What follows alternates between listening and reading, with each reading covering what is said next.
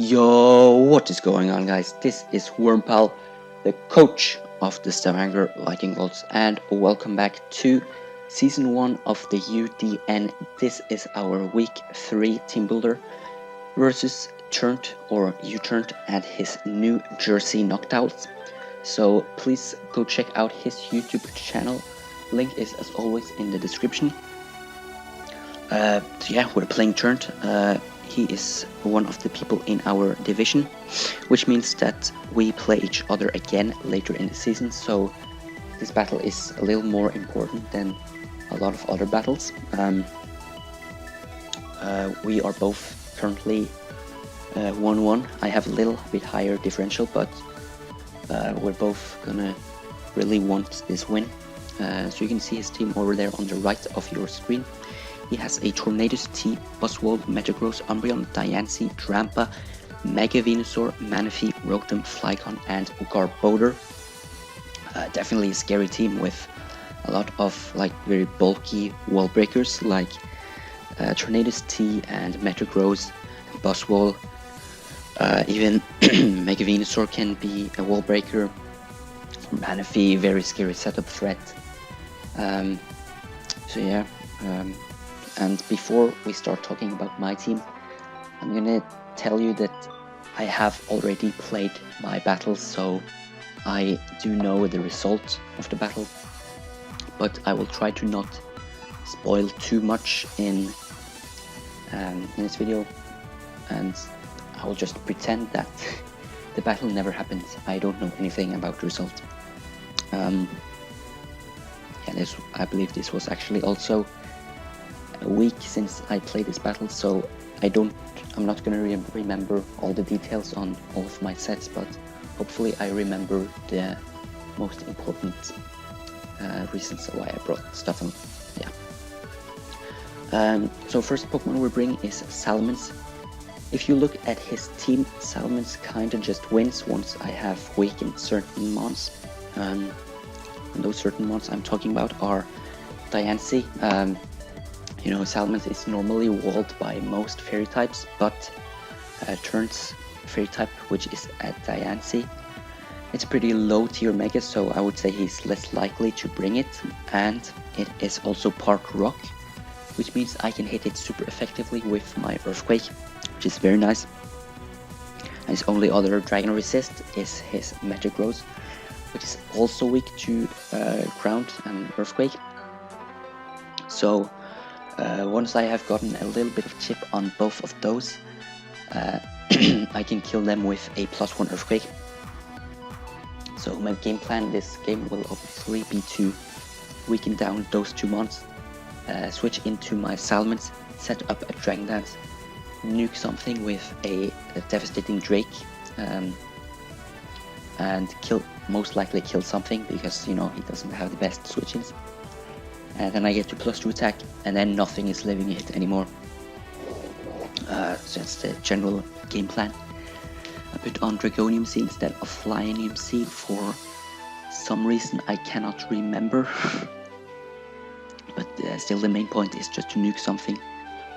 At +1 speed, I outspeed everything on his team, including most Scarfers, except for Tornadus. But yeah, that's Salamence. And before I forget, if you look at my team, I'm not bringing Mega Diancie this week because I felt he had just too many good checks to it. Like Mega Venusaur switches pretty well into Mega Diancie. Tornadus T outspeeds and can kill with either Hidden Power Steel or Iron Tail. He has Metagross, which gets Stab Bullet Punch, which very easily kills. And he also has stuff like Manaphy, for example, which I cannot kill in one shot and can easily deal very much damage back to me. So that's why I'm not bringing Mega Diancie. But Tornadus T is still a very big threat because I don't have many other flying resists than Mega Diancie. Like Rotom Heat is my only one. So that's why I'm bringing a specially defensive Audino. Audino making its debut this battle. This takes hits pretty well from Tornadus T and a lot of his other special attackers like Mega Venusaur. And yeah, main point is just to switch in on Tornadus T, get up a Wish or something, and then switch into maybe something else. Then the Wish will heal them back up to full health. Hopefully they can maybe deal with the Tornadus better. Yeah, you know what the point of a Wish Passer is. It also has Heal Bell, get rid of some status conditions if it tries to Toxic me or something.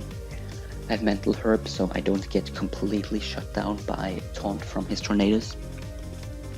Then I have Toxic, in case something tries to set up on me, like the Manaphy for example, because I don't have any mods that can deal with all sets of Manaphy, because it can run so many sets, you know, Tail Glow, Calm Mind, Sea Rain Dance. So, but this Audino deals decently well with most Manaphy sets, and I can hopefully Toxic him to put him on a timer. And then my last move is Knock Off, just to at least have one attacking move. And it can be useful to knock off some items, be annoying, do knock off things. Yeah. Next mon is Seismitoad. This is forming a pretty nice defensive core with Audino. This being the physically defensive wall, Audino being the especially defensive one. This switches very well into most of his physical attackers like Flygon and Metagross and Buzzwole. And I have Stealth Rock on this thing, which is the move I'm going to click 90% of the time if rocks are not already up.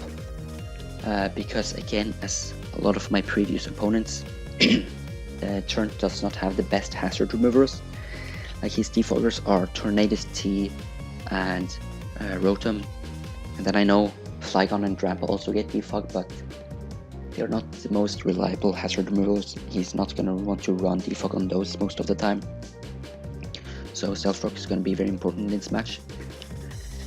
For the other three moves, I'm running Scald, Earthquake and Icy Wind. Icy Wind is there to deal like about 50% of damage to the Flygon. But I can also choose to just click Scald, maybe try to get a burn. And that's also very useful against his other physical attackers, Buzzwole and Metagross. Getting a burn on any of those will be huge. Last move is Earthquake, of course, for Ground Stab, hits Metagross super effectively, and is also the move that deals the most damage to Mega Venusaur. And it also hits Diancie super effectively if I need to switch this in on his Diancie. But one problem with the set is that Mega Venusaur switches pretty easily in on it, and yeah, Mega Venusaur is just really difficult mon to deal with because it only has two weaknesses in Flying and Psychic. I'm bringing my Flying type this week in Salamence, and I am also bringing my Psychic type in Starmie, so that's one of the reasons I'm bringing Starmie. This week we are running a choice specs with the analytic ability. Thunderbolt, Hydro Pump, Psychic and Rapid Spin are our moves. Not really anything wants to switch in on this Starmie. Umbreon is maybe the best one, but choice specs Hydro Pump with analytic boost is still going to like over half to the Umbreon, so yeah, Starmie just hits so hard, such a good Pokemon.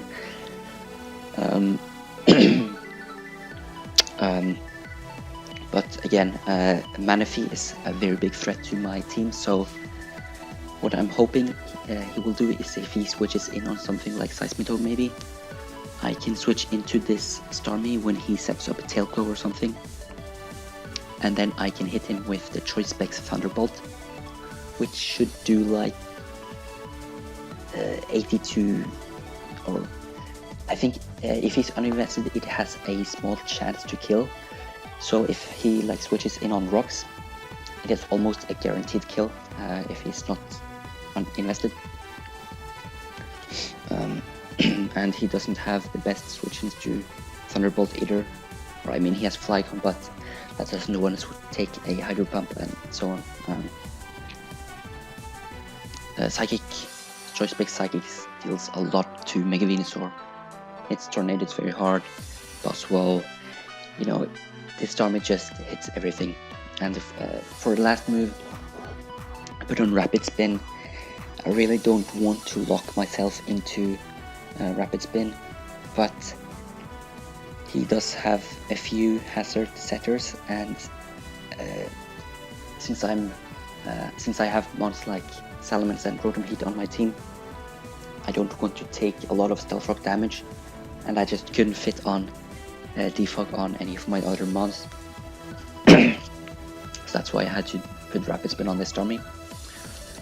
Next mon, Rotom Heat with Light Clay and Reflect and Light Screen. We're running a special defensive screen setter, Rotom Heat. The reason I'm not running like a standard offensive one is because it gets walled pretty well by Mega Venusaur and Umbreon, and maybe even Diancie. Yeah, Rotom Heat just doesn't do that much offensively against this team. So I instead put on Reflect and Light Screen, which I can very safely set up on a lot of his mons, like Mega Venusaur for example. Does not do a lot to me, other than like Leech Seed and Toxic or Sleep Powder, stuff like that. But the main point of screens is to set it up on more passive mons like Mega Venusaur, and then screens can hopefully help my Salamence or my Lucario set up Dragonlance, or yeah. And then I have Pain Split just to get a little bit of recovery since I am not running leftovers. So I think that will be very useful. And then Volt Switch is there to, you know, get momentum on mons like Mega Venusaur. Yeah. Then last Pokemon I'm bringing is Lucario. If you look at my 5 first Pokemon, I don't really have any other ways to break his Umbreon. Maybe I can try to nuke it with my Salamence, but if I can't do that, I'm gonna struggle a lot with Umbreon, so that's why I put on this Lucario. It's a fighting type, so it resists his dark type attacks. Foul Play for example, and I also have the Justified ability, which means that if he hits me with a dark type move, my attack will raise by 1 stage. That makes this Lucario a very good switch into his Umbreon. And Foul Play is only gonna do like 30% if I'm not boosted. But if what I'm trying to say is +1 attack and Life Orb is not enough damage for my Lucario. I want more, so I wanted to run Sword Stance, but problem is I cannot set that up if I switch in on Umbreon, because then Foul Play will do like 80 to 90%, so I instead put on Bulk Up, which also raises my defense by 1 stage, so Foul Play won't do that much more to me. And at +2, this Lucario is just gonna really do a lot to his team. Extreme Speed with priority makes me hit Tornadus, T and Manaphy even though they outspeed me. I can still hit them first. Drain Punch. I put on Drain Punch instead of Close Combat because with Life Orb, and if I take a lot of Foul Plays from Umbreon, Lucario is gonna get worn down very quickly, so I instead put on Drain Punch, which is pretty good form of recovery. And then for the last move I chose Zen Headbutt, just so that I don't get completely walled by physically defensive Mega Venusaur and Boswell. And I believe I also put on enough speed to outspeed his Boswell. But that is the team we are bringing this week. I have obviously, or I've already played my battle, so I obviously know what 6 mons here are bringing. But the 6 I predicted before going into the battle were probably Tornadus T, just because I don't have the best switch-ins. Mickey Venusaur, because it walls almost everything on my team. Umbreon, because it also almost walls everything on my team. Metagross, just for that stab bullet punch to deal very well with my Diancie, or Mega Diancie. Then I thought he would bring Manaphy, because it's just such a scary threat and I don't have one mon that can deal with it that well. And for the last mon, probably Diancie, just to stop my Salamence from just killing everything. But yeah, that is our team. Again, go check out U-Turn's YouTube channel, link is in the description. Battle will be uploaded tomorrow, so make sure you don't miss that. But until next time, goodbye.